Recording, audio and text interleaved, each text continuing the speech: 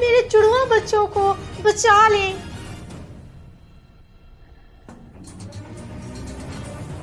آپ نے آنے میں دیر کر دی، اب ہم صرف ایک بچے کو ہی بچا سکتے ہیں، ورنہ آپ کی بیوی کی جان بھی جا سکتی ہے۔ آپ کس کو بچانا چاہیں گے؟ میرے بچوں کے بغیر میری بیوی کیسے جیے گی؟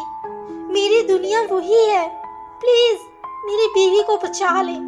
رات کے 3 بج رہے تھے۔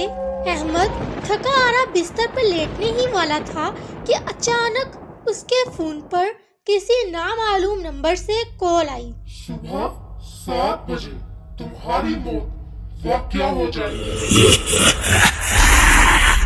احمد کا دل زور سے دھڑکا۔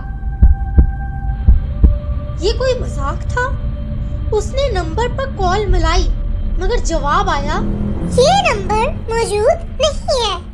احمد ایک سافٹ ویئر انجینئر تھا، حقیقت پسند انسان تھا۔ وہ بھوت پریت پر یقین نہیں رکھتا تھا، مگر یہ پیغام کچھ عجیب تھا۔ صبح کے 6 بج چکے تھے۔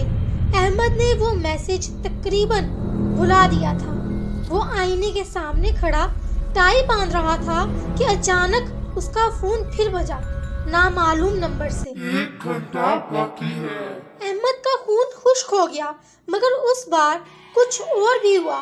اس نے آئینے میں اپنا عکس دیکھا جو اس کی طرح ہی تھا اور مسکرا رہا تھا۔ اچانک آئینہ لرزنے لگا اور احمد نے دیکھا کہ اس کا عکس بھی اب مسکرا رہا ہے جب وہ خود گھبراہٹ میں مبتلا تھا۔ عکس آہستہ آہستہ حقیقت میں بدلنے لگا۔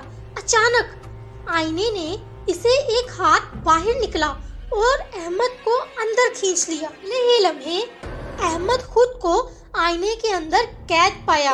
وہ چیخا، دروازہ پیٹنے لگا، مگر کوئی فائدہ نہیں ہوا۔ دوسری طرف آئینے کے باہر اب وہی عکس موجود تھا، مگر اب وہ اصل احمد تھا۔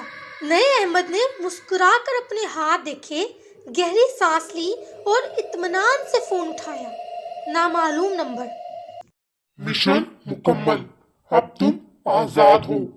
احمد آئینے کے اندر قید خوف سے کانپ رہا تھا۔ اب یہ کیا ہو رہا ہے؟ میں اصل ہوں؟ مگر باہر کھڑا شخص مسکرا کر بولا، نہیں، اصل میں ہوں۔ میں ہمیشہ سے باہر آنے کا انتظار کر رہا تھا اور تمہاری جگہ لینے کا وقت آ چکا ہے۔ اگلی صبح سب کچھ معمول کے مطابق تھا۔ دفتر میں احمد خوش تھا، دوستوں سے بات کر رہا تھا، مگر وہ کچھ الگ سا لگ رہا تھا۔ زیادہ پرسکون، زیادہ پراعتماد، جیسے وہ ایک نیا انسان ہو۔ مجھے باہر نکالو، میں کہاں پھنس گیا؟ کوئی ہے؟ سن رہا ہے؟